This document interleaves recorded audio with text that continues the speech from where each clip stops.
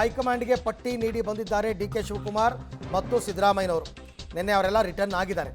So public ಟಿವಿಯಲ್ಲಿ ಈಗ ಸಂಪುಟ ಪಟ್ಟಿಗೆ ಎಕ್ಸ್ಕ್ಲೂಸಿವ್ ಮಾಹಿತಿಯನ್ನು ಕೊಡ್ತಾ ಇದ್ದೀವಿ. ಭಾನುವಾರ ರಾಜ್ಯಕ್ಕೆ ಬರ್ತಾ ಇದೆ ಸಂಪುಟ ಅಂತಿಮ ಪಟ್ಟಿ. ಸೋಮವಾರ ನೂತನ ಸಚಿವರ ಪ್ರಮಾಣ ವಚನ ಫಿಕ್ಸ್, ಅದರಲ್ಲಿ ಡೌಟ್ ಇಲ್ಲ. ಮಲ್ಲಿಕಾರ್ಜುನ ಖರ್ಗೆ, ಹರಿಪ್ರಸಾದ್, ಸಿದ್ದರಾಮಯ್ಯ, ಡಿ ಕೆ ಶಿವಕುಮಾರ್ ಎಲ್ಲರೂ ಚರ್ಚೆ ಮಾಡಿದ್ದಾರೆ.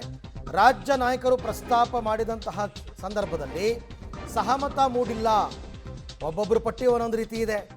ಹಾಗಾಗಿ ರಾಹುಲ್ ಗಾಂಧಿ ಅವರು ಕೊನೆಗೆ ಆಯ್ತು ಬಿಡಿ, ನಾನೇ ನಿರ್ಧಾರ ಮಾಡಿ ಕಳಿಸ್ತೀನಿ, ಇದನ್ನು ಫೈನಲ್ ಮಾಡಿ ಅಂತ ಹೇಳಿದಾರಂತೆ.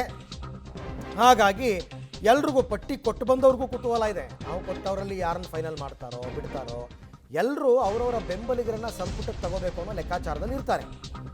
ಹಾಗಾಗಿ ಮಲ್ಲಿಕಾರ್ಜುನ್ ಖರ್ಗೆ ಅವರ ಶಿಫಾರಸ್ಸಿಗೆ ಎಷ್ಟು ಬೆಲೆ, ಬಿ ಕೆ ಹರಿಪ್ರಸಾದ್ ಅವರ ಶಿಫಾರಸ್ಸಿಗೆ ಎಷ್ಟು ಬೆಲೆ, ಸಿದ್ದರಾಮಯ್ಯನವರ ಶಿಫಾರಸ್ಸಿಗೆ ಎಷ್ಟು ಬೆಲೆ ಗೊತ್ತಾಗಬೇಕಲ್ಲ. ಡಿ ಕೆ ಶಿವಕುಮಾರ್ ಕೂಡ ಅವ್ರದ್ದೇ ಆದಂತಹ ಒಂದು ಪಟ್ಟಿಯನ್ನು ಕೊಟ್ಟು ಬಂದಿದ್ದಾರೆ, ಯಾರ್ಯಾರು ಮಂತ್ರಿ ಆಗಬೇಕು ಅಂತ. ಬಟ್ ಹಂಗಲ್ಲ, ಹೊಸದಾಗಿ ಮಂತ್ರಿಗಳಾಗಲಿ ಕೆಲವರು ಅನ್ನೋ ನಿರ್ಧಾರಕ್ಕೆ ರಾಹುಲ್ ಗಾಂಧಿ ಬಂದಿದ್ದಾರೆ.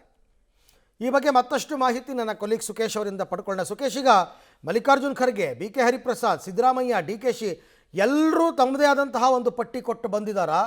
ಆ ಪಟ್ಟಿಗೆ ರಾಹುಲ್ ಗಾಂಧಿ ಅವರು ಅಸಮಾಧಾನ ವ್ಯಕ್ತಪಡಿಸಿದಾರಾ ಹೇಗೆ ಅಂತ? ಅರವಿಂದ್, ಮೊದಲನೇದಾಗಿ ಮುಖ್ಯಮಂತ್ರಿಗಳು ಮತ್ತು ಮಾಜಿ ಮುಖ್ಯಮಂತ್ರಿಗಳು ಇಬ್ಬರು ಕುಳಿತು ಒಟ್ಟು ಸೇರಿ ಚರ್ಚೆ ಮಾಡಿ ಒಂದು ಪಟ್ಟಿಯನ್ನು ಕೊಟ್ಟರೆ ಅದಕ್ಕೆ ಹೈಕಮಾಂಡ್ ಮಟ್ಟದಲ್ಲಿ ಒಂದು ವೇಟೇಜ್ ಇರುತ್ತೆ ಅನ್ನುವಂಥದ್ದು ಲೆಕ್ಕಾಚಾರ.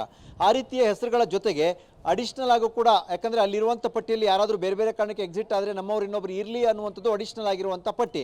ಈ ಮಧ್ಯೆ KPCC ಅಧ್ಯಕ್ಷರು ತಮ್ಮದೇ ಆದ ಒಂದಷ್ಟು ಹೆಸರುಗಳನ್ನು, ಅದರಲ್ಲೂ ವಿಶೇಷವಾಗಿ AICC ಅಧ್ಯಕ್ಷರು ರಾಜ್ಯದವರೇ ಆಗಿರೋದ್ರಿಂದ ಅವರಿಗೆ ಅವ್ರದ್ದೇ ಆದ ಪಟ್ಟಿ ಇರುತ್ತೆ, ಹೆಸರುಗಳಿರುತ್ತೆ ಮತ್ತು ಅದನ್ನು ಪ್ರಸ್ತಾಪಿಸುವ ಮತ್ತು ಮಧ್ಯದಲ್ಲಿ ಸೇರಿಸುವಂಥ ಹಕ್ಕು ಕೂಡ ಅವರಿಗಿರೋದ್ರಿಂದ ಸಹಜವಾಗಿ ಒಂದಷ್ಟು ಹೆಸರುಗಳು ಮಧ್ಯದಲ್ಲಿ ಬಂದಿದ್ದಾವೆ ಅನ್ನುವಂಥದ್ದು. ಹಾಗಾಗಿ ಸರ್ವಸಮ್ಮತವಾದ ಒಂದೇ ಪಟ್ಟಿ, ಅದು ರಾಜ್ಯದವರೇ ಆದ AICC ಅಧ್ಯಕ್ಷರು, KPCC ಅಧ್ಯಕ್ಷರು, ಮಾಜಿ ಮುಖ್ಯಮಂತ್ರಿಗಳು, ಮುಖ್ಯಮಂತ್ರಿಗಳು ಎಲ್ಲ ಸೇರಿ ಈ 20 ಹೆಸರು ಆದರೆ ಸಾಕು ಸರ್ ಅನ್ನುವಂಥ ಪರಿಸ್ಥಿತಿ ಇರಲಿಲ್ಲ ಅನ್ನುವಂಥದ್ದು. ಜೊತೆಗೆ ಆಲ್ಟರ್ನೇಟ್ ಆಗಿ ತಮ್ಮದ ಬೆಂಬಲಿಗರ ಹೆಸರನ್ನು ಕೂಡ ಅವಕಾಶ ಸಿಕ್ಕಿದ್ರೆ ಬದಲು ಮಾಡೋದಾದರೆ ಅದು ಪ್ರಾದೇಶಿಕತೆ ಕಾರಣಕ್ಕಾಗಿ, ಜಾತಿಯ ಪ್ರಭಾವದ ಕಾರಣಕ್ಕಾಗಿ, ಅಥವಾ ಅವರ ಗೆಲುವಿನ ಎಷ್ಟು ಬಾರಿ ಗೆದ್ದಿದ್ರು ಅನ್ನುವಂಥ ವಿಚಾರದ ಕಾರಣಕ್ಕಾಗಿ, ಅವರು ಸಮುದಾಯದ ಮೇಲೆ ಬೀರುವಂಥ ಪ್ರಭಾವದ ಕಾರಣಕ್ಕಾಗಿ, ಅವರಿಗೆ ವೈಯಕ್ತಿಕವಾಗಿರುವ ವರ್ಚಸ್ಸಿನ ಕಾರಣಕ್ಕಾಗಿ, ಅಥವಾ ಪಕ್ಷಕ್ಕೆ ಅವರು ಕೆಲಸ ಮಾಡಿದಂಥ ರೀತಿಯ ಕಾರಣಕ್ಕಾಗಿ, ಹೀಗೆ ಬೇರೆ ಬೇರೆ ಕಾರಣಗಳಿಗಾಗಿ ಅವರು ತಮ್ಮ ವರ್ಚಸ್ಸನ್ನು ಪಣಕ್ಕಿಡಬೇಕಾಗ್ತಾ ಇತ್ತು ಅಥವಾ ರೇಸ್ನಲ್ಲಿ ಬರಬೇಕಾಗ್ತಿತ್ತು.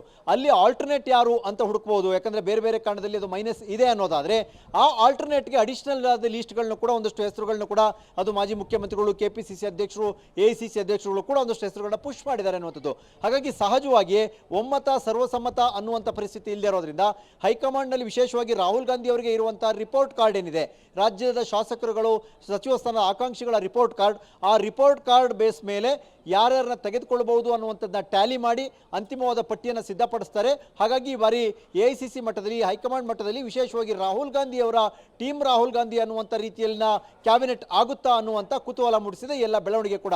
Arvind, right, thank you Sukhesh ತಮ್ಮ ಎಲ್ಲ ಮಾಹಿತಿಗಾಗಿ. ಹಾಗಾದರೆ ಎಕ್ಸ್ಪೆಕ್ಟ್ ದಿ ಅನ್ಎಕ್ಸ್ಪೆಕ್ಟೆಡ್ ಅಂತಾರಲ್ಲ, ಹಾಗಾಗಿ ನಾವು ಅಂದುಕೊಳ್ಳದ ಹೆಸರುಗಳು ಈ ಬಾರಿಯ ಸಚಿವ ಸಂಪುಟದಲ್ಲಿ ಇರಬಹುದು. ಅದು ರಾಹುಲ್ ಗಾಂಧಿ ಅವರ ಲೆಕ್ಕಾಚಾರದಲ್ಲಿ ಆಗಿರತಕ್ಕಂಥದ್ದು ಅಂತಂದ್ಬಿಟ್ಟು